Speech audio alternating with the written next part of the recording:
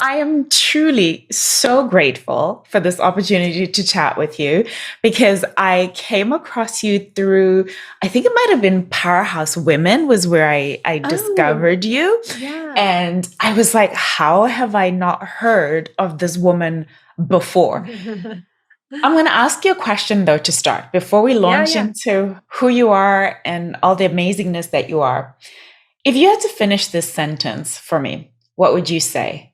I am worthy, but Oh, I am worthy, but I need to stop using achievement to define my worth.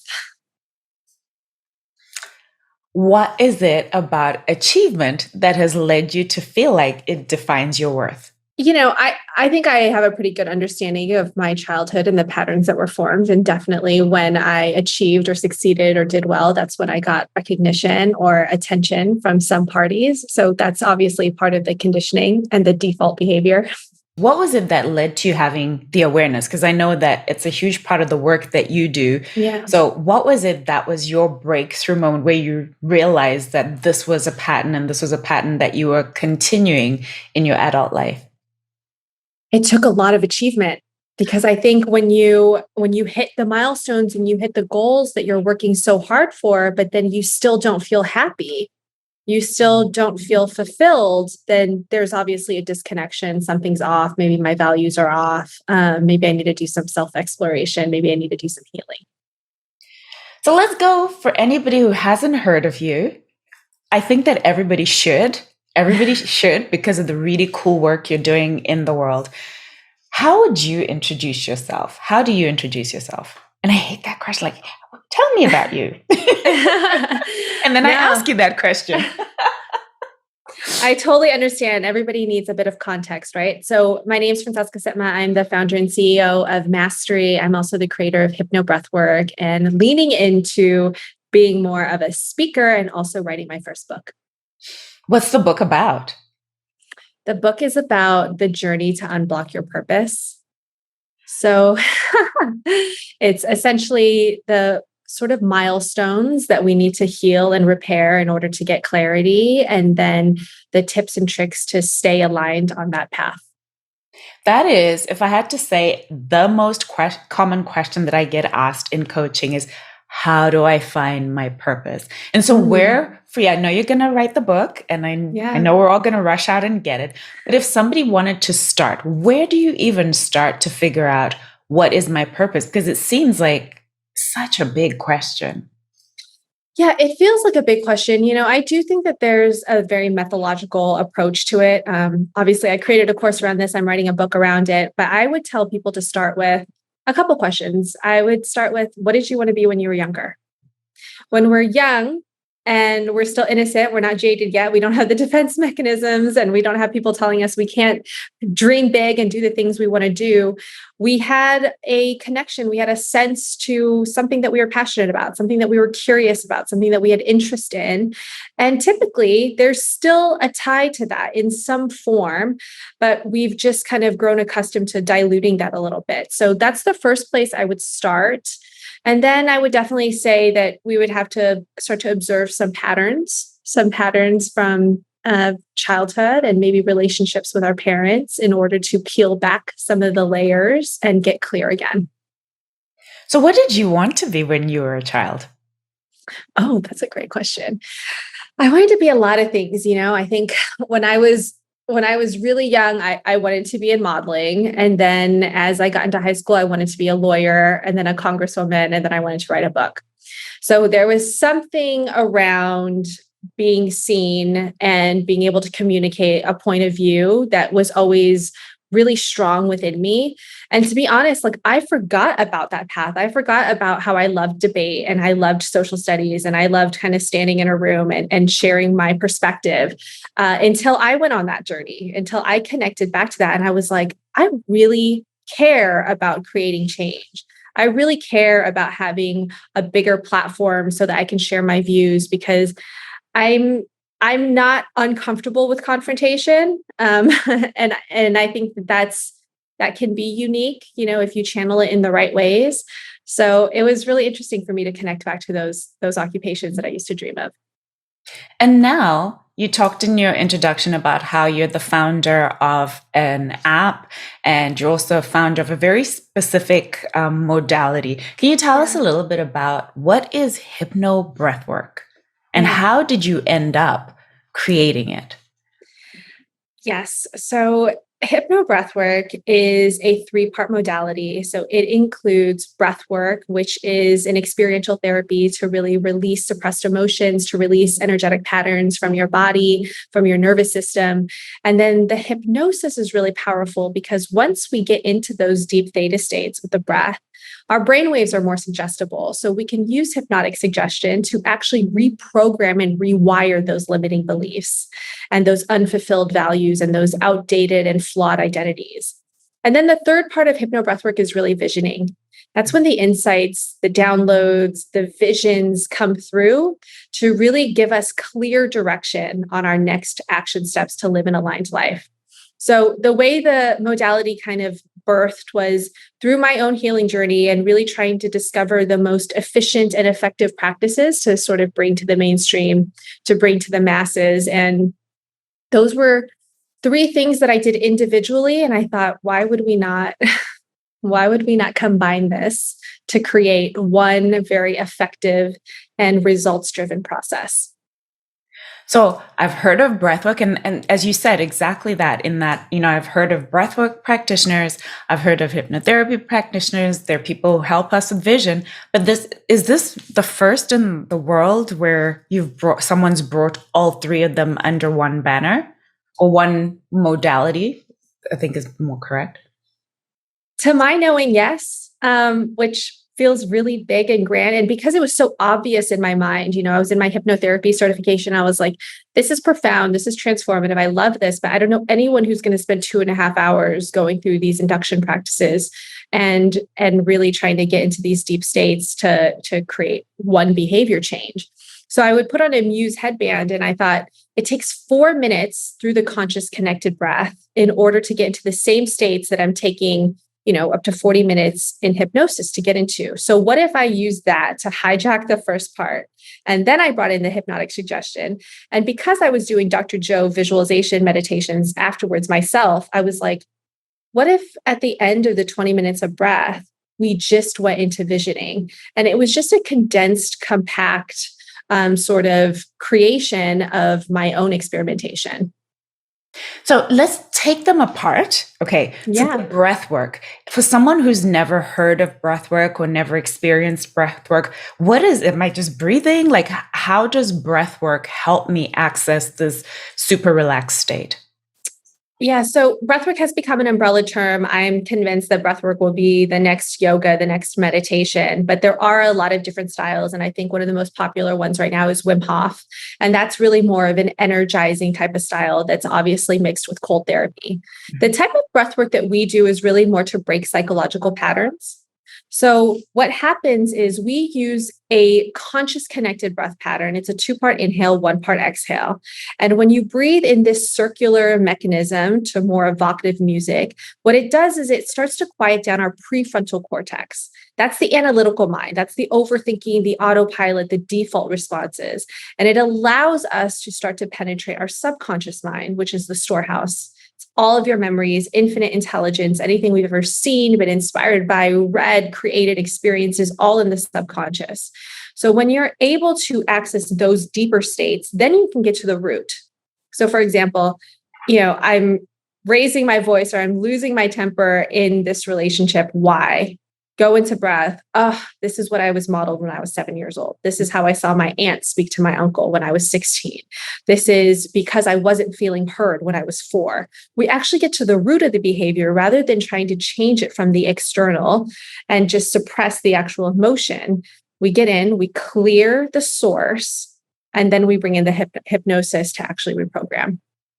So tell me about hypnosis, because I think a lot of people, whenever I say hypnosis, because hypnosis is something that I absolutely love, is there's always that, their impression of hypnosis is Yeah. stage stuff, like, oh, you're going to make me cluck like a chicken, or, all of the silly things that they've seen. What is hypnosis? What is hypnotherapy? And how can it be used to help us in terms of creating the life that we want? Yeah, hypnosis is just a really powerful modality to get us out of our conditioned way of thinking. It can introduce new thoughts. It can allow us to practice neuroplasticity, where we're introduced to a new image, a new sentence, a new phrase, a new way of being. And we use it very intentionally, where it's a co creation process when we do one on ones, when people have a very specific intention, like, I want to replace sugar cravings. So we might reprogram that, see yourself grabbing that bottle of water and how that is purifying your body. We might do something similar to that. We also treat it very much like you would positive affirmations, because when you're actually in the subconscious and you're less defensive to the I am abundant, I am kind, I am fearless, then it sticks. It allows us to see it and feel it on a cellular, experiential, and subconscious level. So I know that the stigma for hypnosis is, like, there's definitely different associations people have to it, but we always say you're in control. Yes, you're in a more dreamlike state, but you're always in control of it. And we're not ever going to put anything into your mind that isn't positive, that isn't healthy, that isn't for your highest self. And then the third part, so you said it's made up of three parts. Mhm. It's the breath work, it's hypnotherapy, and then the third part is visualization. So tell me about that. What does that look like? What does that mean, and how does that help me? Yeah, so I actually believe there's a distinction between visioning and visualization. Okay. Visualization is when we are creating the image, when we are generating some picture in our mind. But something really interesting happens when you do hypno breath work, which is visions will actually drop in. You will actually have downloads of images. So just to give you an example, when I first started coaching and I was doing visualization of where I wanted to take my coaching practice, I would sit and I would think of, okay, I'm going to be on Goop. I see myself at Gwyneth Paltrow's house and I'm doing a session for Reese Witherspoon on the grass and there's sound bowls. And I would make this picture in my mind. I would try to visualize it. But when I would get into deeper states and I would let the breath guide me and I would let images drop in, I would get this picture of myself on stage doing a book tour. And I was like, oh, that's a layup from the universe. That's my soul showing me a vision versus my mind generating a visualization. I love the distinction. I know it's something that you talk about is trusting your intuition. And I think Mm. that so much of what we're conditioned to nowadays is using our conscious mind and not trusting our intuition. So how does that feel, or how do people start to feel like they can tap into their intuition? What's a great way for you to tap into your intuition? Yeah, this is a really great question. To me, intuition is built. So we Mhm. all have intuition, but like a lot of other things in our lives, it's been not trusted. It's been quieted down. It's been diluted. And in order to tap back into it, it's a practice, which means when you get that nudge, that ping, that sort of inner knowing, then you have to actually act on it. And when you act on it and you trust it, it starts to get clearer, it starts to get louder. So, one of the easiest ways to sort of hear your intuition is to get still and to get into your feeling body. So, if you think about the thing that you want to pursue, and when you drop into your feeling body, does that feel good? Or does that feel like a hard no? And even if your mind is making it practical, but on paper it looks good, but this is, you're going to have FOMO if you don't do it. Like, this is the logical thing. This is what your dad wants you to do. That's your mind. But your body's like, that feels really good to me, or that does not feel good to me. And that's one way to drop in. Obviously, the breath is a catalyst into your intuition. So if you want to be sure, if you want to be clear, if you want to get 10 minutes where you actually hear the answer, then I always say breathe, because truly the breath is the bridge into your thinking mind, to your heart. And you'll get those clear answers, you'll get those clear downloads. And the more you act on them, the faster you act on them, that you book that ticket, that you quit that job, that you have that conversation in your relationship, the louder and louder it gets. So, one of the great things that you obviously trusted your intuition to do was to build an app, right? And so tell me the thinking behind why you decided that you wanted to build an app and put it out into the world. Well, interesting to loop back on that. The app was a vision in a session. So it was my first week breathwork experience in Bali. I saw that I had to bring this platform to the masses, and it would be a way for people to access these states daily and be able to kind of go into any intention, any topic on demand. But the interesting thing about that journey is that download happened 4 years ago. And my execution mode and my ex-marketer, my ex-branding mode was like, okay, let's bring this to life, 24 hours pitch deck, have developer, have investor conversations. But the universe took me on a really different journey. It kind of gave me that higher vision. And then it made me become a coach to really understand psychological patterns, to understand people's behaviors and intentions, to understand the journey that I would have to craft to get them through to the other side before we actually developed the platform. So I spent about 2 years building out my own brand before we actually went into development of the app. And every step since then has been intuitive. The product development, the marketing, the way that we communicate who we are, the partnership strategies, everything is from my daily breathwork practice and creating it into the world. Tell me about the name. Why did you pick that particular name, and what's the significance? Mastery symbolizes self-mastery, and it's about mastering your mindset. And we really want to give people the tools to master themselves. So for me, there's a book by Robert Greene called Mastery. That's one of my favorite books in the entire world. And it's really about excellence and it's about greatness. And one of the concepts he really teaches is that we're all creative beings. And there's an ability to tap into your different skills and connect them to create your own unique gift and your own unique purpose. So we're really trying to give people the tools to master themselves and then allow that to be the connection to their purpose. So our logo is actually, there's visual symbolism behind our logo, which it looks and it appears like it's a bit cut off. But really what we're trying to illustrate is that we help reveal hidden parts of you. And with every session, with every experience of mastery, it's really clearing one block. It's clearing one layer. It's reprogramming one belief to help people get into alignment with their purpose. And so how often, like with the app, how often would I need to use it? How long are the sessions for me to feel like I'm seeing results or for them to be effective? You'll feel results in one session, that's for sure.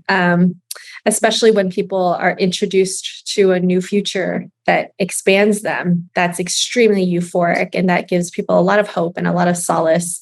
But in order for it to be effective, this should be a daily practice. We have decades of conditioning. We are up against decades of survival mode, coping mechanism, protection strategies, and we have to unlearn, we have to reparent. And this is really a supercharged way for every single morning, 20 minutes, get into the state of your highest self versus your conditioned self. Get out of autopilot, be highly intentional about your day, get clear on your intuition, and execute from that place. So daily morning practice, 8 to 22 minutes is what we recommend. Now you've created the app, which is available in, I'm guessing, I know I have it on iOS, so I'm guessing it must also be available Android. But you've also expanded that to certifications and that you actually certify other practitioners in this. So tell me about the certification and what your thinking was around certifying other people to do this. Yeah, so it actually happened the other way around. As I was developing hypno breathwork and creating my own programs, it started with my 12-week Unblock Your Purpose course that was intuitive to create. And it's a compilation of my journey in sessions. And then it became a 7-day intensive. And then I created a masterclass to help coaches monetize their business because I have the experience with marketing and branding. And then everyone was just asking me, like, I want to teach this style. I want to do this style. Like, will you please create a certification? And they finally wore me down. I said no for months until in breathwork, it was like, you're creating a certification. So the certification came because I wanted to give people that have a pure intention and that have a really beautiful story of the obstacles that they've overcome, a very clear format to create results for their clients. And so what we do is we obviously teach, history of breath and technique, and we can talk about energetics. So we do a lot of principles from Dr. Joe Dispenza, the holistic psychologist. We go through sessions from deep healing sessions to flow state and more euphoric creative sessions, templates, scripts. They take people through a session. They experience it on their own, several. But the big differentiator is day 4 is all marketing and business. Mm-hmm. It's all about how to build your brand, your content strategy, your pricing and your packaging, the difference between one-offs, group, virtual, in-person, couples, that sales funnel of how to create your group courses. And I think that that's really the missing piece to a lot of coaches and healers that I see that have a truly beautiful intention, but they don't know how to monetize their business. They don't know how to create abundance for themselves. And it's a 2-part. You need to know the systems and the strategies and the funnels, but then you also need to have the tool to unblock yourself and become really psychologically resilient, because entrepreneurship is a difficult path. And when you have both and you take intuitive action daily, that's how I truly believe that you can grow a beautiful business and have the abundance that you deserve. Did you always know that you wanted to be an entrepreneur? I believe I always knew I wanted to be an entrepreneur. My brain is wired for organizational efficiencies, and I'm always looking at ways to optimize ideas from a young age, I think. And I love the autonomy of it. So yes, that part has always been very intuitive for me. And I have the drive for it for sure. I never knew I wanted to be a coach. I never actually wanted to coach. And surrendering into becoming a breathwork coach took a lot of breathwork.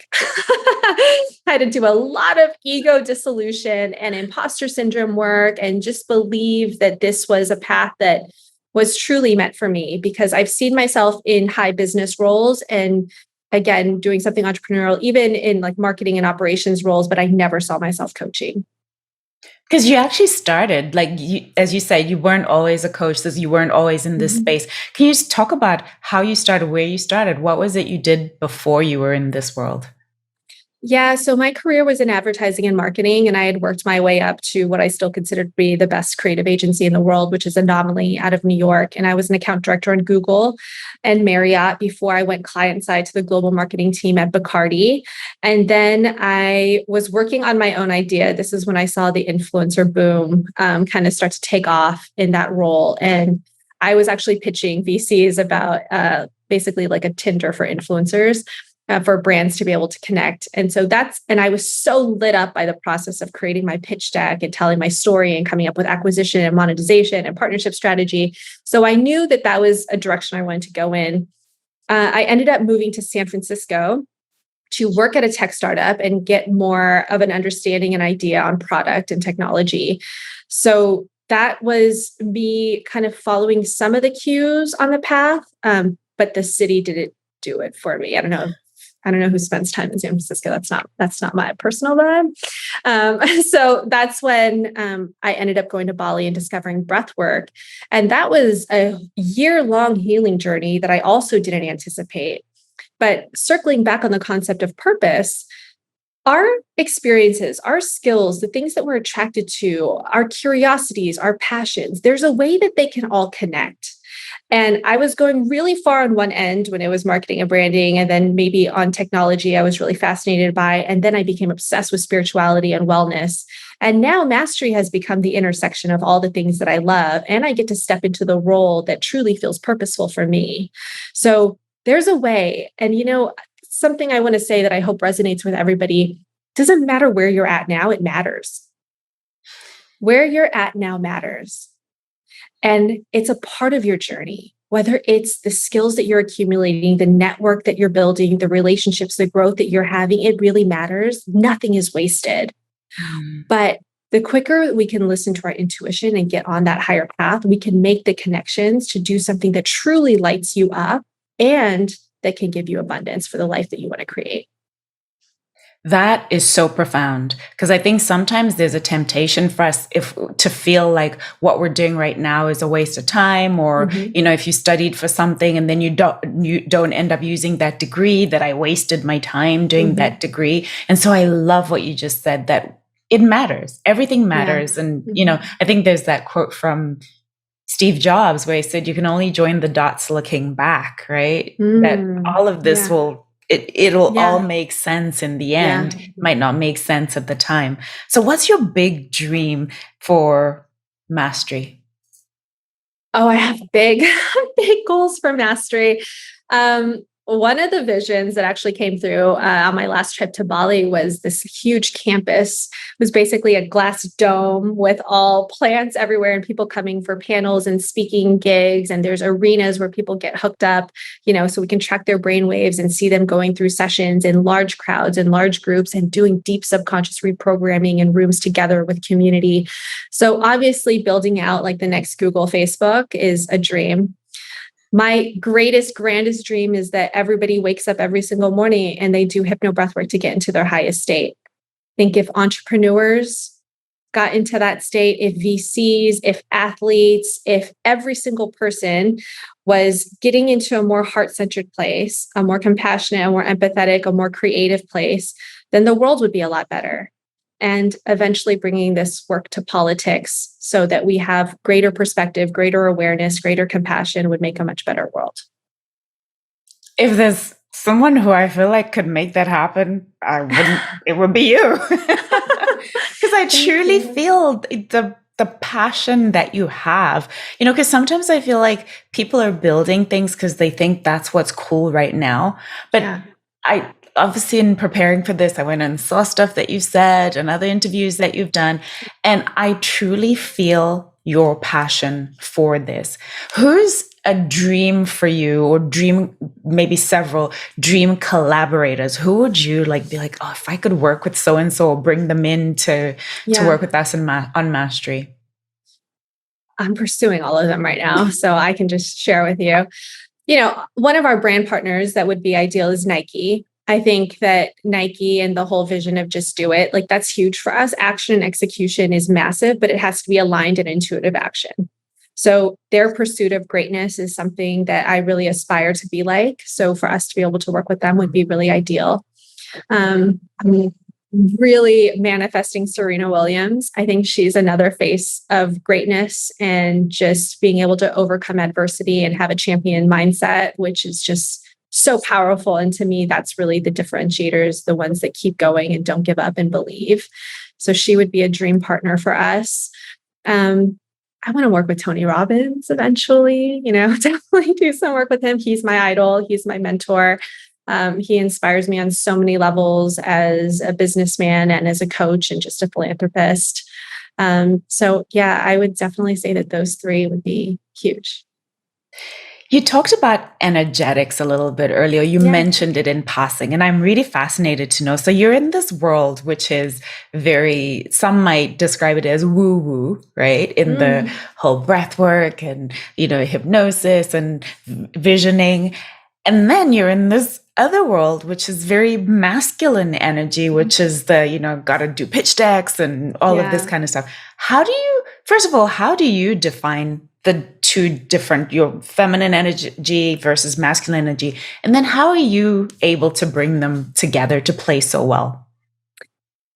Yeah, I'll be honest, I'm not great at it. I actually live a lot more in my masculine energy. That's true. And my boyfriend will vouch for that.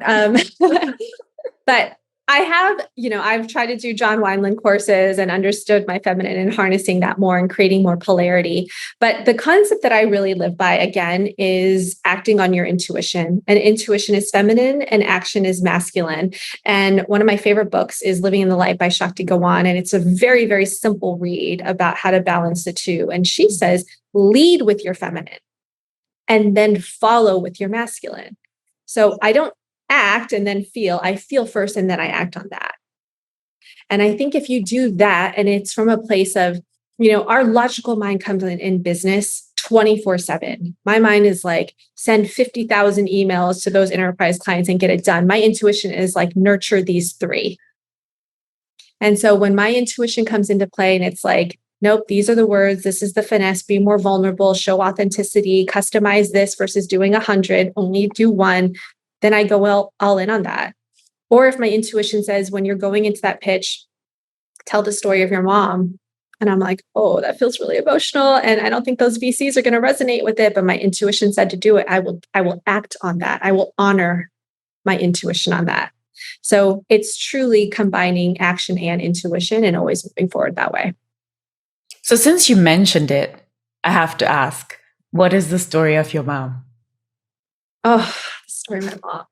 Oh, that's going to make me emotional.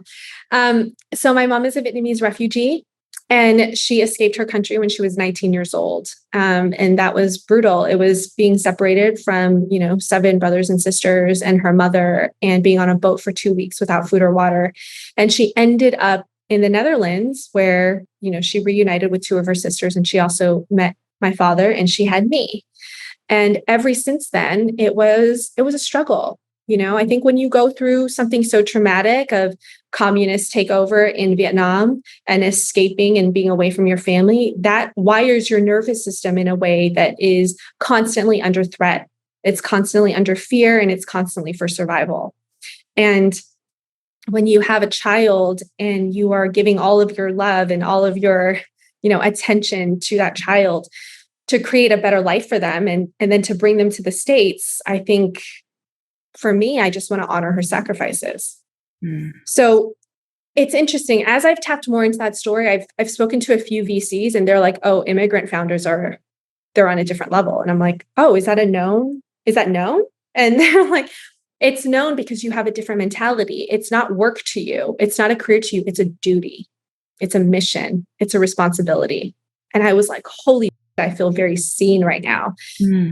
There's failures not possible. It's not an option.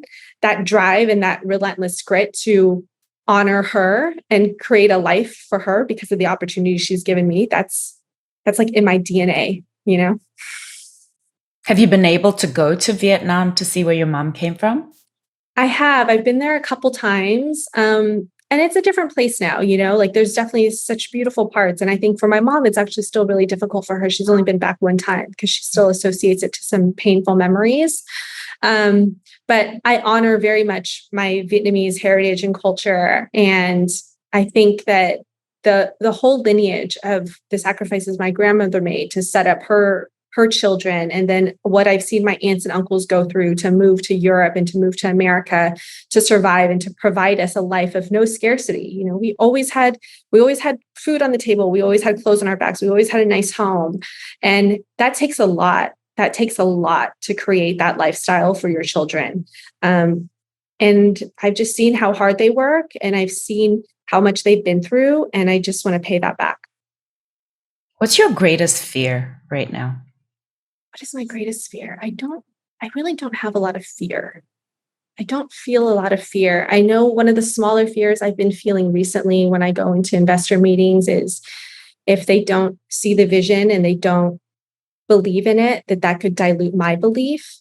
Going through several of those like rejections and several of those no's, you don't know the impact that will make on your subconscious. But I have a tool for that. I have mastery to kind of shift me back to the grand vision, and continue taking action from that place. So I don't feel a lot of fear because I move through it and I am connected to something greater than myself. So I feel very spiritually connected and very lucky in that way. So we talked about your big dreams for mastery. I'd love to know, what are your big dreams for you? What's Francesca's big dream for herself? I want to buy my mom a house in San Diego. That's my big goal. That's my big dream. Obviously, I would love to have a unicorn startup. I would love to be a best-selling author. Those things are great. But again, I think I want to take care of my family. I want to be able to take them for experiences that they've never seen before, that they didn't have the luxury of having. And then I just want to buy my mama home close to me. Made me tear up. And me too. Here's why it made me tear up, because I've achieved many things. And I know this isn't an interview about me, but I've achieved many things. And if I had to say what has been the greatest achievement of my life, it was buying my mama a house. And it's one of those moments that I will never forget, being able to, after all she had been through and all she had sacrificed, being able to give her that. And so I send you Godspeed for you to be able to make that happen, because it is the fact that you have that desire, it's already done. Oh, it's already done. So nice. Thank you so much. And that's such a beautiful gift you gave. I read something recently. It was like, people say money can't buy happiness, but have you ever retired your parents? I was like, Yeah. that is happiness. That is Yeah. definitely happiness. What a beautiful thing for you to have done and for you to have achieved. And I honor that. And I see that in you as well. And what a beautiful thing for you to aspire to, because often, we live in this culture which is very me, me, me, me, me, me, me. And so I feel like, and maybe you can talk to this. What I've got from our conversation with you is that even when I asked you, what are you afraid of? And you said, you, there's some, I'm paraphrasing here, but you talked about the mission and that was bigger. I feel like that is the reason you will be so powerful, because as that person, the VC you said mentioned, this is much bigger than just, I want to have a unicorn, company Yeah. and I want to build an app. This is so much more about a mission and a vision that is bigger and grander than you. And I love, if you could share it with us, you have a quote on your Instagram profile, a Viktor Frankl quote. Why do you have that quote on your profile? Yeah. The quote is essentially that each person has a mission or a vocation that demands fulfillment in this lifetime. It's because I know that purpose is accessible. I know that every single individual has a purpose in this lifetime. Everyone has a unique set of skills and talents that when we can connect the narrative of our experiences and our obstacles and how we can be of service, then that creates, this ripple effect. It gives me chills. That creates this movement, this up level in consciousness of contribution, of service. And that is truly the answer. That is truly the answer to feeling joy, to feeling love when it's not just about us. Anxiety rates are out of control. Depression post pandemic has been insane. Burnout, overwhelm, loneliness. There's so much going on in the world right now. And I truly believe that if everybody knew their purpose, if they had a sense of purpose, if they were connected to something greater than just themselves, if they were giving more, then people would be a lot more happy. They'd be a lot more fulfilled. And that's truly the mission behind Mastery. I thought I had everything I ever wanted, and I wasn't happy. And I had been in therapy and I had read self-help books and I had a very glamorous lifestyle of private jets and men and parties. And I wasn't happy, but the breath connected me to something deeper. It connected me to something bigger. And it allowed this unbelievable path to unfold in front of me where my life had so much color and it had so much meaning. And it's connected me to beautiful people, even like you, that have similar hearts and essence and soul. So there's a better way.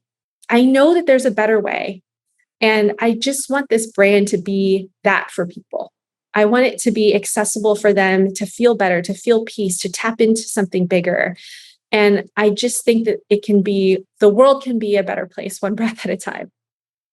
I love that. The world can be a better place one breath at a time. Now, I know you had a course. Do you still offer the course where the 12-week course where people can to help people find their purpose? I do. So we had actually self-automated the course. I had taught it live a few times and then it went on purely digital, but I think we need to bring it back. The course is called Unblock Your Purpose, and it's 12 weeks and 12 milestone moments that have really defined your life. And it's 12 really powerful sessions that allow us to go back in, get deep into the source, reprogram and heal whatever it is that we need to. The first 4 sessions are on the past, the next 4 are on the present, the next 4 are on how to really optimize it to continue in the future. So I will be bringing that back in January so that everyone can start off 2023 feeling really aligned, connected, and reset. I'm excited. So speaking of bringing it back in January, where can people find more information? Where can people get on a wait list to be notified about it? So you can jump on my website. It's francescasitma.com. And we'll be setting that up so you can get on the wait list and get all the email communications of when we launch. The launch will start at the end of December, and then we'll get going again on the classes in January. You talked about the logo, and that was one of the things that struck me was how beautiful the branding is. Mm-hmm. And it now that having spoken to you, I can see that there was a lot of intention that was put into everything. So tell me your process about how did you go about deciding on the branding? And I know you've talked about the logo and the lines and what they mean. So tell me about that process and gosh, it must have been so fun to do. It is fun. We actually do collective flow states for all of our teams. So anyone that works on the business, we take them through a breathwork or a hypno breathwork class that is more creative. And we basically have them see colors, and we have them see user journeys, and we have them see the messaging that we want to communicate, and we have them see the product outline and the flow. So we took designers through that process for them to really create from higher consciousness. And we do the same thing with our social media teams, with our development teams, and everybody has to be aligned, and everybody has to create from nuanced place, from connecting and tapping into intuition and to their breath.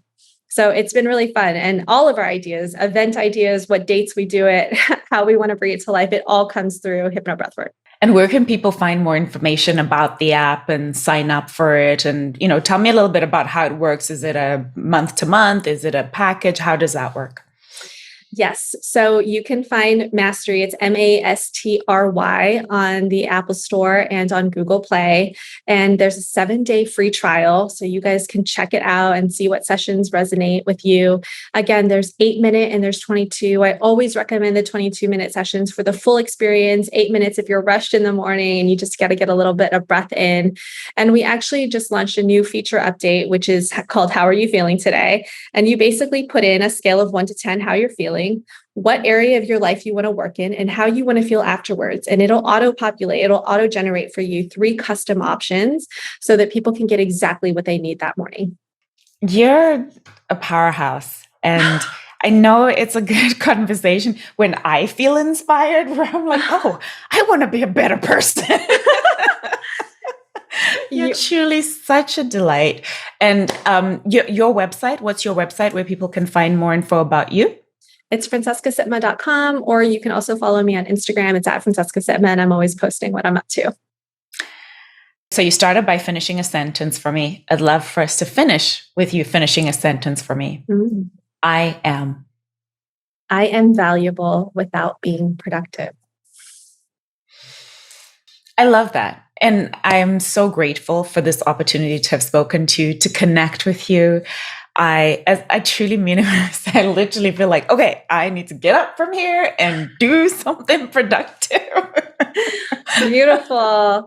I'm actually very inspired by your energy. And I think it's interesting, that last mantra that you kind of had me say. And it's really, I actually try to say this to myself quite often, like, I am valuable as I am. I am valuable as I am. And you're an embodiment of that. Like, I feel your value and your power and your presence just by who you are. And I think that that's what we should all aspire to be, is to just feel powerful in our being and not our doing. And this, I'm telling you, I'm preaching to the choir here. You know that what you see in me is what you are. I'm just reflecting back what you are. And so thank you.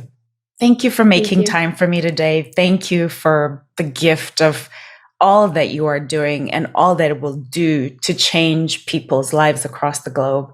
And I cannot wait to watch on Instagram the day you get your mama her house.